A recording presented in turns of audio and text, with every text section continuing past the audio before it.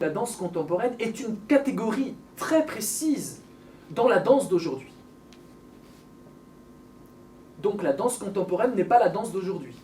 Réservons le mot danse d'aujourd'hui pour toutes les danses qui se dansent aujourd'hui. Par internet et par YouTube, vous pouvez assister à toutes les danses qui ont lieu, que ce soit dans les pays, les ghettos new-yorkais, que ce soit au Japon, vous pouvez avoir accès à toutes les danses d'aujourd'hui. Donc si la danse d'aujourd'hui, c'est très vaste. La danse contemporaine, en sens de catégorie, c'est une danse qui cherche à construire ce que la tradition de la danse a imposé jusque-là. Il y a l'idée de déconstruction de la tradition. J'emploie ce mot qui est un mot de Derrida, philosophe qui aimait beaucoup l'Algérie. C'est très intéressant de voir que la danse contemporaine fait toujours scandale, dérange toujours. Et là, on voit bien que c'est proche de la philosophie qui dérange nos idées reçues, qui dérange nos préjugés. La danse contemporaine, c'est danser là où on nous dit « ne danse pas comme ça ». Là où on nous dit « c'est pas comme ça qu'on danse ». Il y a toujours l'idée de dépasser la norme, de dépasser le devoir danser là. Si vous êtes un vrai danseur contemporain et qu'on vous dit, tu vois, le hip-hop, ça se danse comme ça, tu dois faire ça, ça, ça, tu danses au sol, tu fais 3 pirouettes et c'est comme ça qu'on danse. Après, tu improvises avec un vocabulaire gestuel de quelques figures. Eh bien, le danseur contemporain qui se lève le matin avec la danse contemporaine dans la tête et qui se couche le soir avec la danse contemporaine dans la tête, c'est-à-dire quelqu'un de passionné, l'artiste passionné en danse contemporaine, va prendre les mouvements de hip-hop et va les déconstruire. Il va faire ce qu'il veut. Et quand il va danser, le danseur de hip-hop va dire « mais c'est pas du hip-hop, tu nous as volé des mouvements, mais ce que tu fais, c'est pas du hip-hop ». Il va dire « oui, c'est de la danse contemporaine ». Là, c'est de la danse contemporaine. Je prends une tradition et j'en fais mon aliment personnel. J'en fais mon langage personnel. Je réinvente et je recrée ce que des traditions m'ont donné. C'est le mouvement même de la vie. Et c'est le mouvement même de la pensée qui se développe. Sinon, la pensée reste fossilisée, sclérosée. Elle ne peut pas avancer. Si vous prenez la pensée d'hier et que vous dites « c'est ma pensée d'aujourd'hui et je ne vais rien changer à la pensée d'hier », vous êtes enfermé dans des pensées qui ne sont peut-être plus adaptées à la situation d'aujourd'hui. Donc je ne suis pas en train de dire que la tradition et les pensées d'hier sont à rejeter, surtout pas, c'est une richesse extraordinaire. La tradition, le passé sont utiles pour recréer le présent, pour faire avancer le présent. Et la danse contemporaine s'inscrit vraiment dans le mouvement même de la pensée vivante. Je ne pense pas comme hier. Je me sers des pensées d'hier pour penser aujourd'hui. Et donc j'apporte ma créativité à des pensées qui viennent évidemment d'une tradition du passé parce que je suis un être de culture. On ne peut pas penser hors héritage.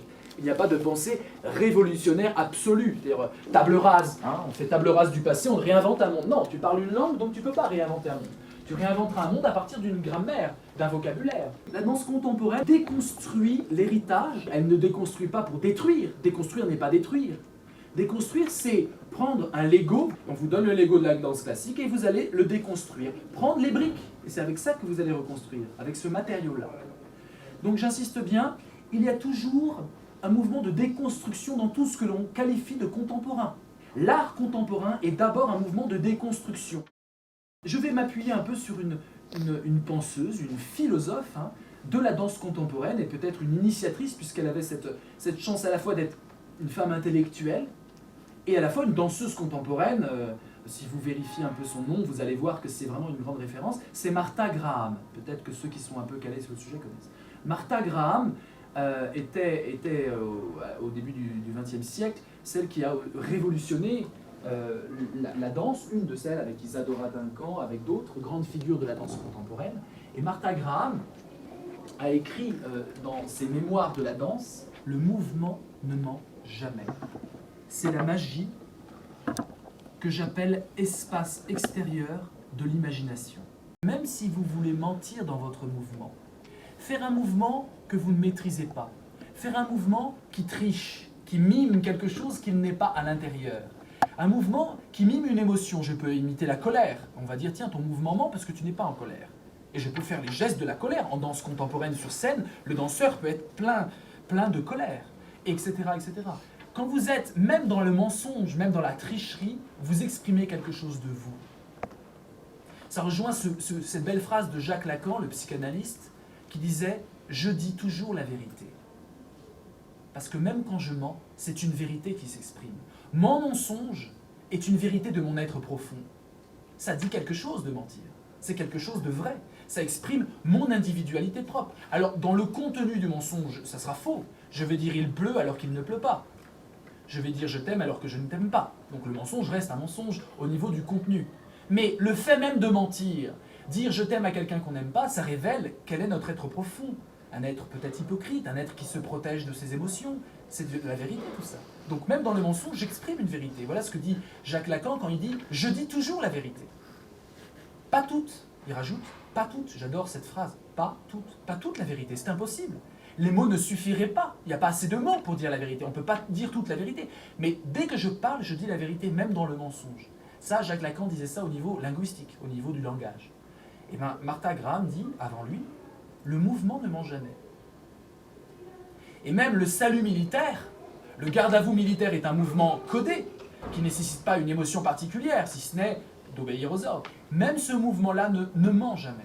Même l'uniforme ne ment jamais. Il révèle ce que je suis. Il révèle une disposition d'esprit. Et en ce sens, il faut distinguer 3 sortes de vérités. C'est ce que fait la philosophie. La philosophie distingue la première vérité qui est l'adéquation à la chose. Être conforme au réel.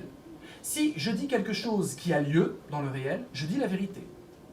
Par exemple, si je vois une fille qui est brune, je vais dire « tu es brune ». Dire « tu es brune » à une fille brune, ça s'appelle la vérité.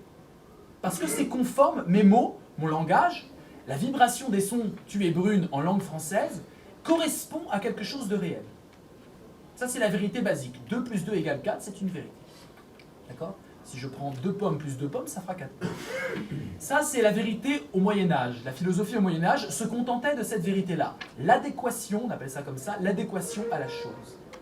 Mais il y a une autre forme de vérité. Il y a une autre vérité. C'est la vérité de la chose elle-même. Et c'est la vérité comme révélation. La vérité comme dévoilement. Quelque chose est caché, et je connais la vérité de la chose qui est cachée. C'est la vérité que développe le philosophe Martin Heidegger, philosophe allemand, qui dit que la vérité, par exemple, d'une paire de chaussures, elle est multiple. La paire de chaussures, ça sert à marcher. Ça, c'est la première vérité, adéquation à la chose. Les sabots du paysan servent à marcher. Heidegger explique un beau tableau de Van Gogh, Vincent Van Gogh, qui peint des sabots de paysans sur sa toile. Heidegger dit, quand on voit les sabots peints par Van Gogh, on voit tout le monde de la campagne dans les sabots. On comprend ce que c'est travailler la terre. On comprend ce que c'est l'agriculture. On comprend la vie de ceux qui ont porté ces chaussures. Il y a plus dans les sabots peints par Van Gogh que dans les sabots du paysan. Parce que Van Gogh a su mettre l'émotion de toute la vie d'un être qui vit à la campagne, d'un être humain qui vit à la campagne et qui développe. Et dans les sabots, on a les traces de la terre. Et on a tous les détails, on a toute l'énergie émotionnelle de quelqu'un qui travaille la terre. Ce qui fait que le rôle de l'artiste pour Martin Heidegger est de révéler la vérité des choses, alors que les choses seules ne nous montrent pas cette vérité-là. Pourquoi on peint des natures mortes? Vous savez, les fruits. Une coupe avec des pommes, des poires, des bananes. À quoi ça sert? Autant prendre une belle corbeille de fruits, mettre la vérité premier degré, la vérité adéquation à la chose. Je prends une belle corbeille de fruits, je mets 3 pommes, un bel éclairage et vous avez un magnifique tableau. À quoi ça sert de mettre ça sur une toile? Parce que quand vous voyez une corbeille de fruits, vous avez tout un univers qui se révèle en fonction du style de l'artiste. Vous avez une méditation sur la nature, vous avez une méditation sur le caractère éphémère des choses. Les pommes qui sont cueillies vont pourrir si personne ne les mange. Vous avez une méditation sur la vie, sur la mort, sur le caractère vain de toute chose. Vous avez la révélation des choses dans leur être.